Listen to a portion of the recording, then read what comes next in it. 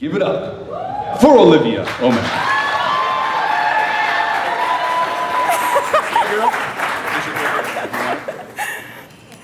That was my walk-on dance with no walk-on music because it's in my head, but that was also dedicated to my daughter. I live for embarrassing my kids. Do not turn around, don't look in the back. She's back there, don't look.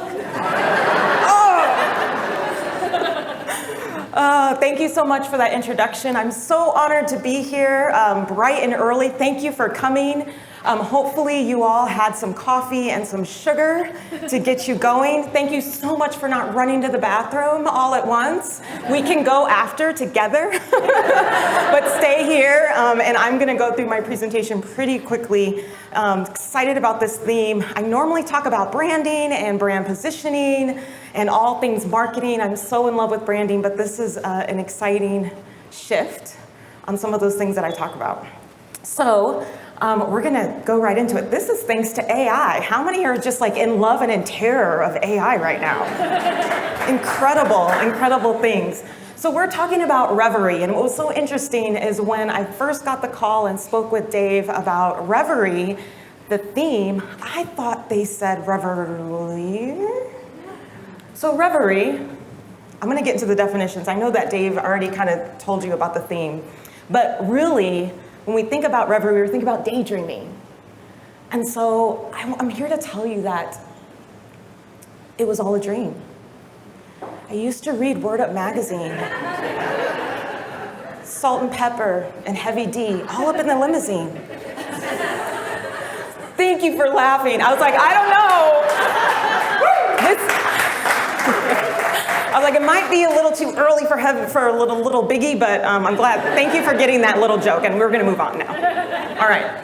So it's a state of being lost in one's thoughts and in a daydream. When we think about daydreaming, we're thinking about pleasant thoughts that distracts one's attention from the present. If some of you have been at work and you just zone out for a minute, hopefully you're thinking about pleasant thoughts that distract you in the moment. Now, revelry is what I thought Dave said initially.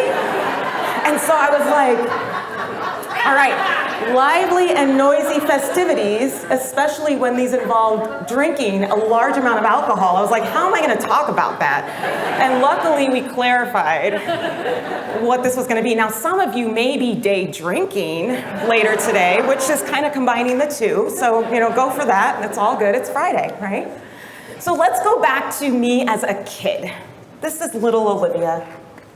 Now, I had the very first, don't look too closely, but the very first wardrobe malfunction, not Janet Jackson. That was me. But when I think about being a little kid, thinking about what did I daydream about? What did I want to be when I grew up? Who did I want to be? And I daydreamed about a lot of different things, which kind of led to my path here and led to this notion of being creative and really being authentic to who you are. But I will say this, that it started here. This is back in first grade. So we were 6. And I was born in upstate New York, in Rochester, which is just outside of Buffalo. And whoop, whoop. Yeah? Whoop, whoop. And moved here when I was, after this picture, we were gone.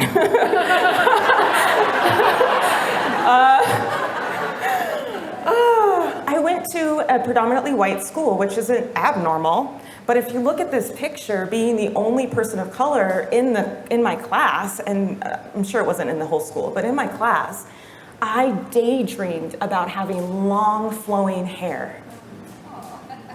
Hair is a big deal. I'm still getting therapy on it. Like long flowing, like just hair. I was like, Mom, I don't want braids. I want to let it out. And she was just like, no, you don't want to let that out. But thinking about wanting to belong, I wanted to belong. I wanted to be able to sit with these 2 girls and feel like we had something in common. That was what I daydreamed about. And I don't remember what I ate yesterday, but I remember that this kid up here flashed all of us on the bus. And then this kid right here made fun of my skin color. That's what I remember at 6 years old. But that desire to belong, that's what I daydreamed about. I also daydreamed about being a fashion designer. So right after I took that picture, we moved to Denver, and then I decided I'm gonna be a fashion designer. And so then I started to draw these sketches. I'm like, okay. And I had the audacity as a 6, 7, 8-year-old to think that Mattel would partner with me. 6, 7-year-old Olivia. So I used to get these Barbie magazines, and they cost $1.25. So I had my little subscription, and on the back of the Barbie magazine, it had a P.O. box for fan mail. So I would draw these sketches, and there's a year on here. I want to say it's like 87, 88, 1988. I would draw these sketches, sign my name, put them in an envelope, and send them to Mattel. Like every other week. More ideas, more ideas. I am still waiting on my check from Mattel. If you're listening, Mattel, Barbie, you know. But I would send these off and thinking one day I can be this cool, creative person. But I want you to remember the audacity piece that I thought as an 8-year-old this huge company would partner with me. Remember that for later. So I'm gonna play this video, and I want you to think about what you wanted to be when you grew up, when you grow up. I'm not saying we're all grown-ups here, who knows? But what you wanted to be as a kid and what you want to be when you grow up. Please play, please play, please play. Oh, no? I've seen this commercial probably 10 times, and every time I get teary-eyed. Every single time. Because I think about being a kid playing with my Barbies and having this idea that I can be anything. But then we lose that over time. We become experienced. We live a little. We become jaded. We become tired, fatigued. And so we start to lose that piece of that daydream and that piece of, I can really be anything. Now I want to tell you real quickly that Barbie, she is a big, bad ass bitch. She is. This woman has had, now I know it's fictional, but let's pretend for a moment. And hopefully this doesn't play again. She has had 42 careers in her lifetime. And how many of us get ashamed and a little embarrassed when we jump careers like 2 or 3 times in our lifetime? I have. She's done everything. She's like, all right, I'm gonna run for president, and then tomorrow I'm gonna be an astronaut, and then I'm gonna be a school teacher and a veterinarian, and who cares? Who cares? I love that notion of, and if I could work for any brand, I'm not leaving my job anytime soon, but if I could work for any brand, it would be Barbie because of the values and that reverie that it instills into our kids. It's incredible. I do want to say this, when we think about careers, we think about our education, how do we get from point A to B in our careers? Last year, 2022, the Colorado Talent Pipeline report found that 91.4% of jobs in Colorado that pay a family living wage is literally that 2 people can raise 2 kids in a house and have food and insurance, those basic needs. So a job that pays enough to have those basic needs, 91% of those jobs require education beyond high school. That's huge. And this is what blew me away. Job postings in 2022, after COVID, that require a bachelor's degree increased by 22%. That shocked me. I figured in this gig economy and the way that our society has transpired, the flexibility, the freedoms that we have to be creative, to be our own boss, to do the things we want to do, I just didn't expect that to jump. Only 37.9, 40% of Black and 25% of Latino adults hold a credential, compared to 60% of white adults.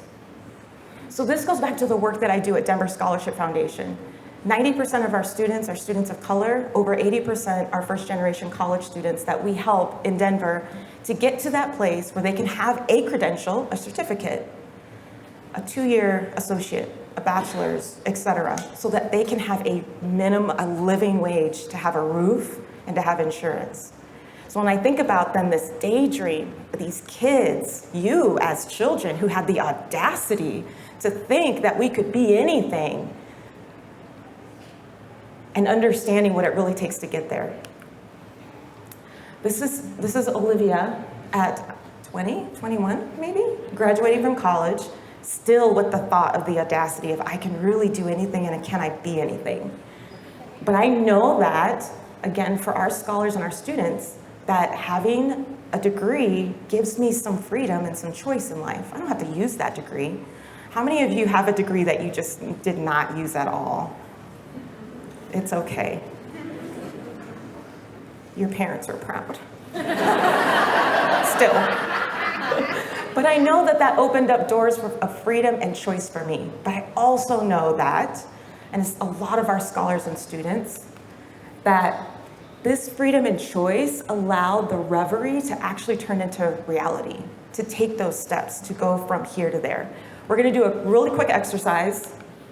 We're gonna daydream. So what I need everyone to do is to close your eyes. Don't look at me. Take a deep breath. Breathe in. Let it out really loud. Make your neighbor awkward. We're gonna take a moment to daydream, pulling on the creativity and audacity that we had as kids to think anything is truly possible. Imagine you're sitting at your dining room table with your favorite breakfast in front of you. Maybe you were one of those lucky families who was allowed to eat cold cereal in the morning. Look at that beautiful sugar. Lucky Charms, Count Chocula. Or you were like me, whose family didn't believe in cold cereal, and you had to have oatmeal. It's thick and lumpy, just like you remember it.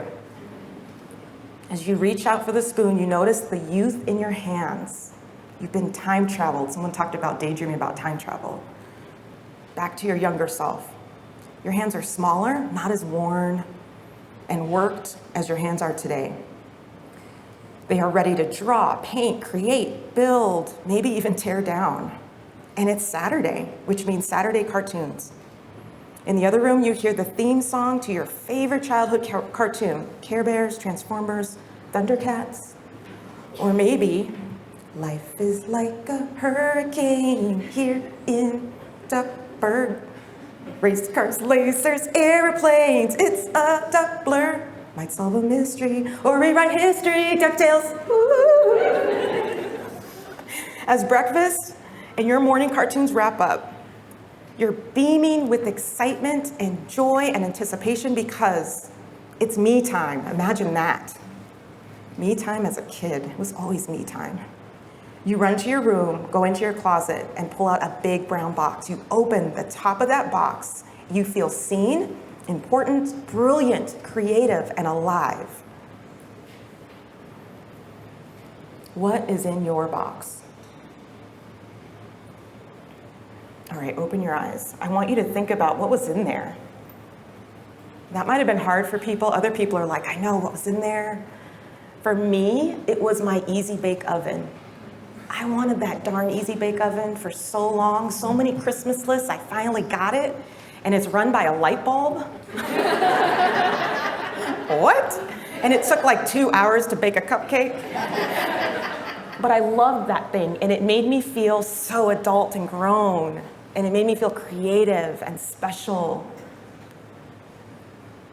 I want us to start thinking about how do we start to feel that again? How do we pull on that from our past and bring that into today?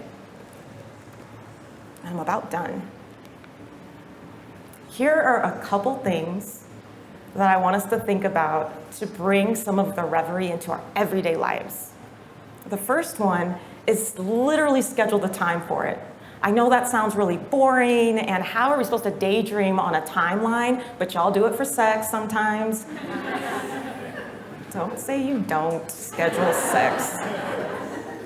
Why can't we do it for daydreaming? If we don't schedule it, it's not necessarily going to happen. Be mindless in your daydreaming. When's the last time you laid out on the grass and watched the clouds? It's been a while. Try that. Do it today. I roller skate. And I love roller skating because I can't think about a lot of other things while you roller skate. You will fall.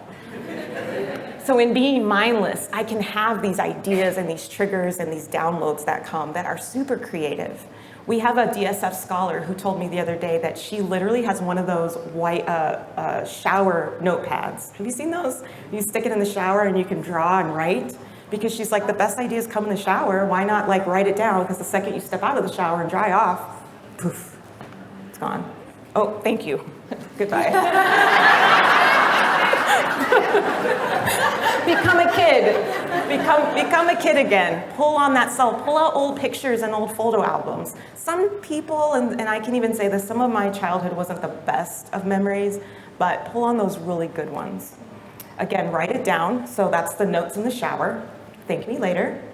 And then keep it positive. Sometimes daydreaming, and this was interesting when I looked it up, can spiral down these negative paths. And that's when worry and anxiety start to set in.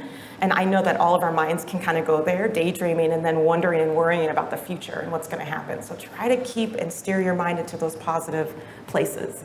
And then WWYYSD, what would your younger self do? Speaking about audacity, I literally wrote to Mattel as an 8-year-old. Fast forward many, many years when my babies were babies, I decided I'm going to launch a children's clothing line. I have no idea what I'm doing. But I had the audacity, pulling on my younger self, to write a letter to Ellen DeGeneres and send a sample of my product to fan mail. Why not? It never worked at 8 years old, but it might work now. And it did. And I launched my children's clothing line on The Ellen Show. And The Ellen Show worked with me for 3 consecutive years to grow my business. Incredible. But if I didn't have that childlike audacity to ask for something, to step into a place that might not ever happen, who am I to like write Ellen? But it did, you just never know. And then create action. So we can daydream all day, but unless we step into doing something, creating something, asking for something, then our dreams don't turn into reality. And now, thank you.